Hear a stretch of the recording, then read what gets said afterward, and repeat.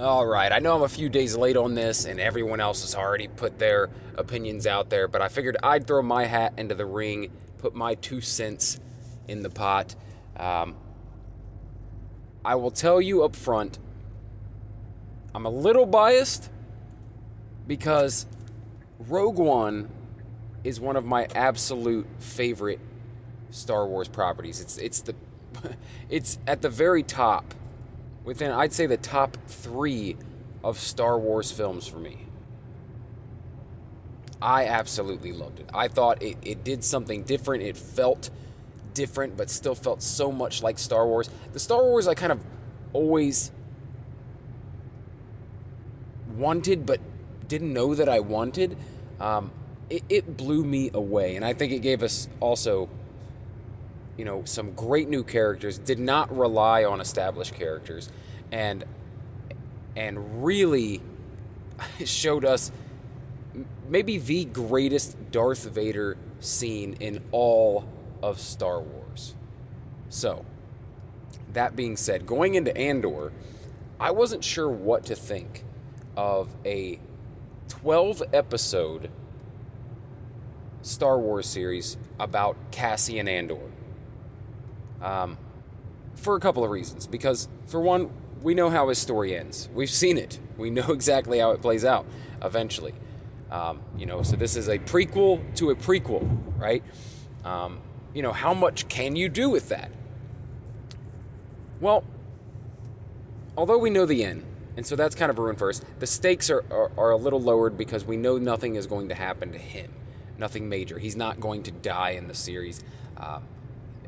He's not going to lose an arm or anything like that. So, we pretty much know he's going to come out maybe damaged but unscathed in a physical sense.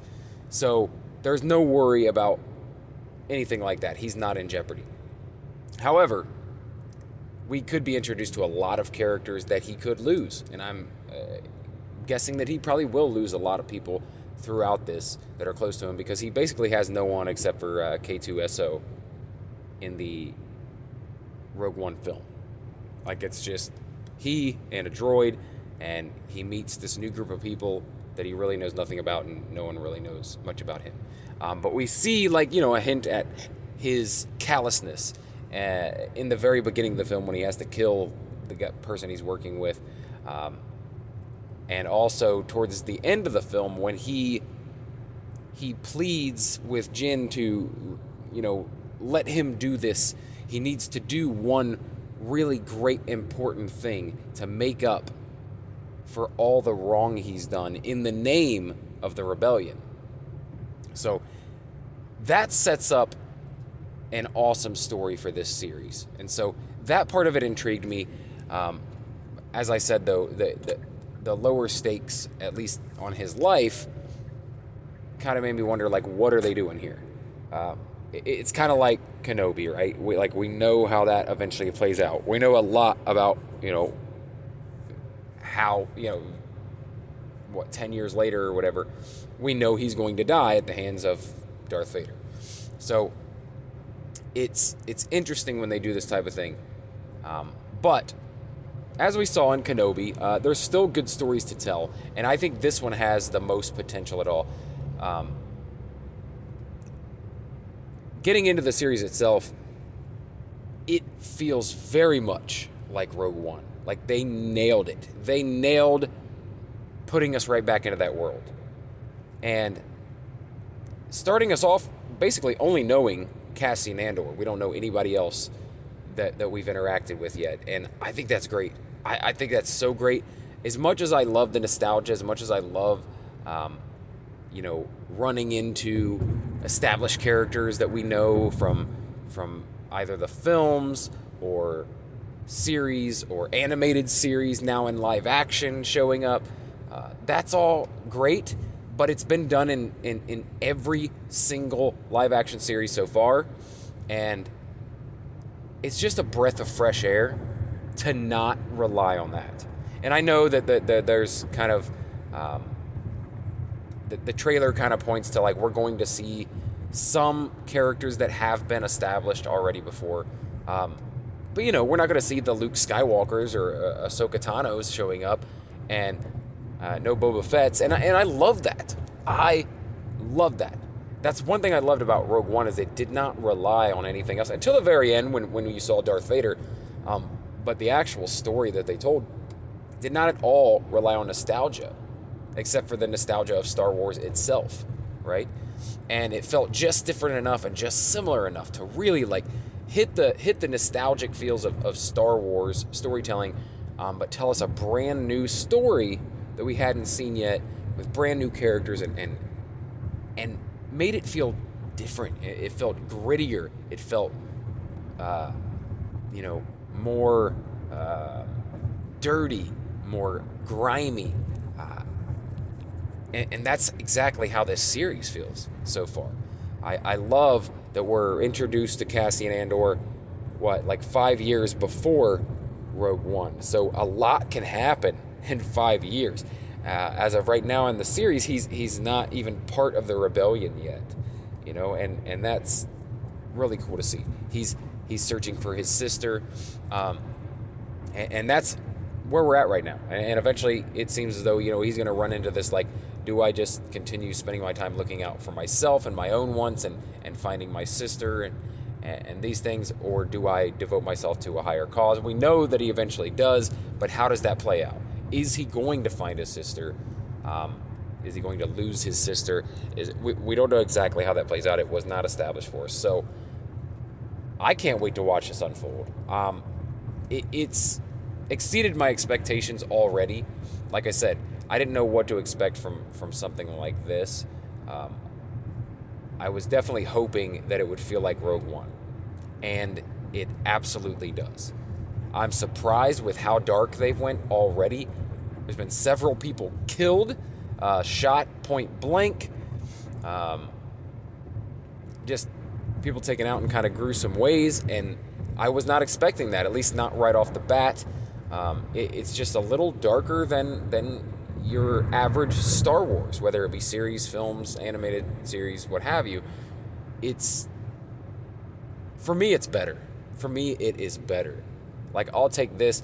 Look, Mandalorian, I absolutely love. I thought season 2 was basically a perfect season of television, and I said as much in my review of the second season of that. But this has potential to be even better, at least for me.